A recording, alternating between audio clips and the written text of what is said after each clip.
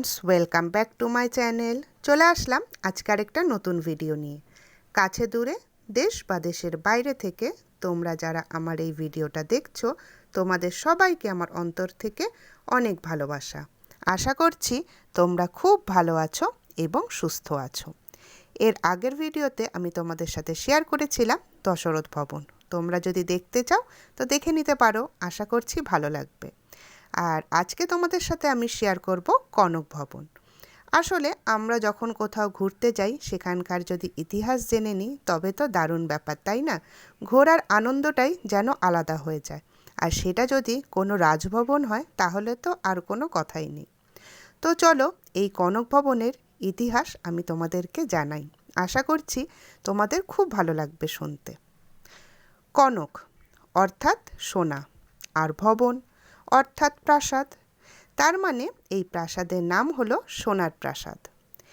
এই স্থানটি অযোধ্যার সবচেয়ে বিখ্যাত মন্দিরগুলির মধ্যে একটি।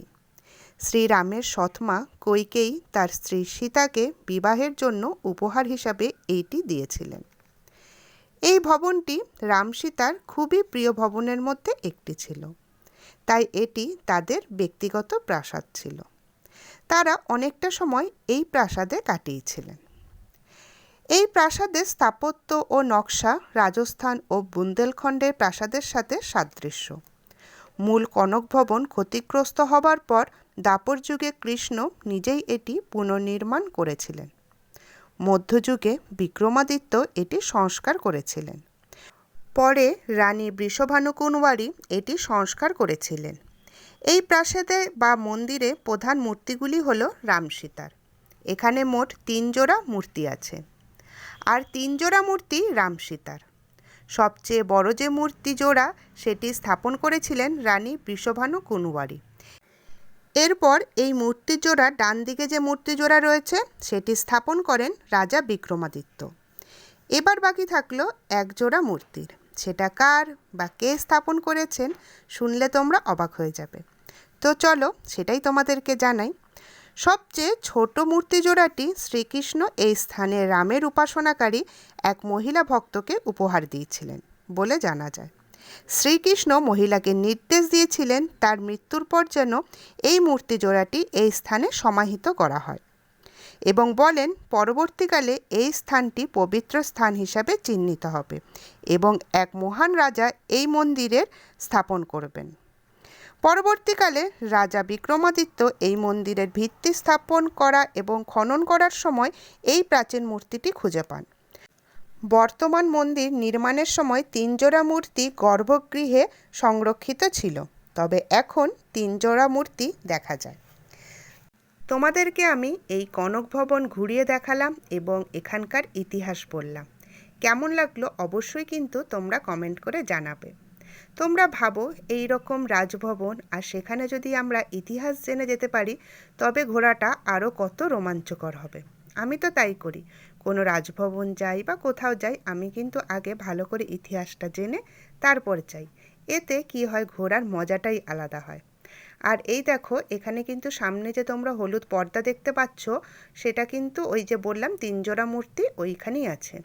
কিন্তু এখন যেহেতু মন্দিরটা বন্ধ ছিল তো তার জন্য তোমাদেরকে দেখাতে পারলাম না।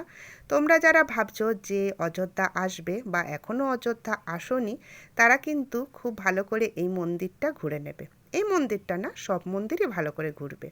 আর আমি যে ইতিহাসটা বললাম সেই ইতিহাসটা মাথায় রেখেই ঘুরবে, তাহলে দেখবে ঘুরতে আরও বেশি ভালো লাগবে। মন্দির দেখার পর চলে আসলাম হচ্ছে খাওয়া দাওয়া করতে। সেটা তো করতেই হবে, তাই না? তো আমরা যে রেস্টুরেন্টে খাচ্ছি, এর আগের ভিডিওতেও তোমাদেরকে বলেছি রেস্টুরেন্টটার নাম হচ্ছে চটোরি। তার পাশে এই দোকানটা ছিল। আর মূর্তিগুলো দেখো, এই যে তোমরা মা কালীর মূর্তি দেখতে পাচ্ছ, এই মূর্তিটার কত দাম বলো তো? 1.5 লক্ষ টাকা। আমি তো ওখানেই মোটামুটি অজ্ঞান হয়ে যাওয়ার মতো পরিস্থিতি হয়েছিল ওই মূর্তিটার দাম শুনে। তারপর দেখো এখানে অনেক মূর্তি আছে, বেশ ভালো লাগছিল আর খুব সুন্দর। আর অযোধ্যাতে মূর্তির দাম, যে কোনো মূর্তি, রামলাল্লার মূর্তির দামও কিন্তু অনেকটাই বেশি, তোমাদেরকে আমি এর আগের বারও বলেছিলাম। তবে এই মূর্তিগুলোর হয়তো আলাদা কোনো বিশেষত্ব আছে, জানি না। তো তারপরে চলে আসলাম চটরিতে। আর দেখো সারা দিন ধরে তো ঘুরেছি, তোমাদেরকে সব শেয়ার করেছিলাম, হনুমানগড়ি, সকালে দশরথ ভবন গেছিলাম, আবার সন্ধ্যায় দশরথ ভবন, সরজু নদী, কনক ভবন সব ঘুরে তারপর শপিং সব করে আমাদের একদম বিধ্বস্ত অবস্থা। আর না হলেও কিছু করার নেই, ঘুরতে তো হবেই, তাই না? আর আজকেই তো আমাদের ফেরার পালা। তো দেখো কি কি অর্ডার দিয়েছিলাম তোমাদের সাথে একটু শেয়ার করে নিই। দিয়েছিলাম দেখো তন্দুরি রুটি, আর আমি তো ভীষণ চাউমিন খেতে ভালোবাসি, শুধু আমি না, মামুনি আর আয়ুষ আমরা সবাই ভালোবাসি খেতে।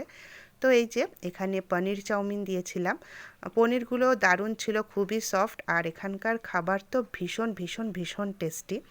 আর এখানে নিয়েছিলাম ডাল মাখানি, এর আগের দিনও নিয়েছিলাম, আবার নিয়েছি, এতটা ভালো লাগছে।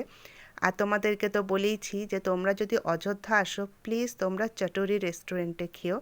আমি তোমাদেরকে বলছি, তোমরা কিন্তু আমাকে কমেন্টে এসে জানাবে যে হ্যাঁ প্রকৃতি তুমি যা বলেছো সত্যিই ভীষণ টেস্টি। আর সবই এখানে ভেজ, মানে পেঁয়াজ রসুন আছে। তো এই যে আমাদের তো খাওয়া কমপ্লিট। আর চটুরি রেস্টুরেন্ট থেকে বেরিয়ে একটু গিয়েই হচ্ছে ডান দিকে তুলসী উদ্যান, আর তুলসী উদ্যানের পেছনে ওই যে দূরে হচ্ছে আমাদের হোটেল। তো এখন চলে যেতে হবে, তো তোমাদেরকে একটু তাও তুলসী উদ্যানটা দেখিয়ে নিচ্ছি। আর এই যে এখন আমরা ব্যাগপত্র নিয়ে বেরিয়ে গেছি, আর ওই যে দূরে দেখতে পাচ্ছ ওটা কিন্তু আমি ট্রলি নিয়ে যাচ্ছি। আর দেখো কি সুন্দর সেই সময় বাজি ফুটছিল, আর আয়ুষ সেই সময় ক্যাপচার করছিল। তো মনটা তো ভীষণ ভারাক্রান্ত, আমার তো একদমই ছেড়ে যেতে ইচ্ছা করছে না। আর এই যে একবার তোমাদের অযোধ্যার রাস্তাঘাটগুলো দেখিয়ে নিচ্ছি, দেখে নাও কেমন লাগছে তোমাদের। আর আমি যে তোমাদেরকে সব ভিডিওগুলো, মন্দিরগুলো দেখালাম, কেমন লাগলো অবশ্যই জানিও। আমি কিন্তু একটা ভিডিও বড় করে দিতে পারতাম সব মন্দিরগুলো একসাথে, তো আমি চিন্তা করছিলাম, পরে ভাবলাম যে না, আমি যেইভাবে মন্দির যেই চোখে দেখেছি আমার বন্ধুদের ঠিক সেইভাবে বুঝিয়ে ইতিহাস জানিয়েই তবে মন্দিরগুলো দেখাবো। আর এই দেখো রামলাল্লার মন্দিরের পাশ দিয়েই যাচ্ছি, আমার তো চোখে জল চলে আসছে রামলাল্লার মন্দিরের পাশ দিয়ে যখন যাচ্ছিলাম। আর এই দেখো চলে আসলাম হচ্ছে, এটা হচ্ছে অযোধ্যা ক্যান্ট স্টেশন। তোমাদেরকে তো বলেইছিলাম যে আমাদের ক্যান্ট স্টেশন থেকে আমাদের হচ্ছে ট্রেন। আর এই যে আমি আর মামুনি যাচ্ছি।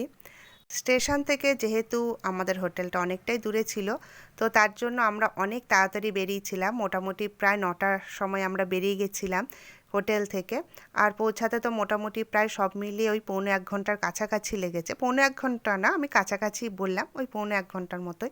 তো তখন মোটামুটি বাজছিল 10টার মতো, আর আমাদের ট্রেন হচ্ছে রাত 11:30টার সময়। তো এই যে বসে ওয়েট করছি, আর স্টেশনে তো প্রচুর হারে ভিড়, চলো তোমাদের দেখাই। এই দেখো স্টেশনে প্রচুর ভিড় আছে এখানে, আর নানা জায়গা থেকে মানুষ এসেছে। আমাদের সামনে যারা বসে আছে তারা কিন্তু সাউথ থেকে এসেছে, তো ওদের কথাগুলি শুনছিলাম, মাথা মুন্ডু কিছুই বুঝতে পারছিলাম না, কিন্তু বসে বসে ওদের কথাগুলো শুনছিলাম কি বলছে। আর এখন আমাদের তো ট্রেন আসার সময় হয়ে গেছে। আর এবার বলে দিই, সকালবেলা আমরা পৌঁছাবো হচ্ছে বেনারসে। এবার তাহলে ভিডিও থাকবে সব বেনারসেরই, আর সব তোমাদের সাথে এইভাবেই শেয়ার করব। ঠিক আছে, তাহলে ভিডিওটা বেশি বাড়ালাম না, এই পর্যন্তই থাকলো। আর আশা করছি ভিডিওটা তোমাদের খুবই ভালো লেগেছে, আর ভালোবেসে একটা কমেন্টও করে দিও। তাহলে আজ এইটুকুই।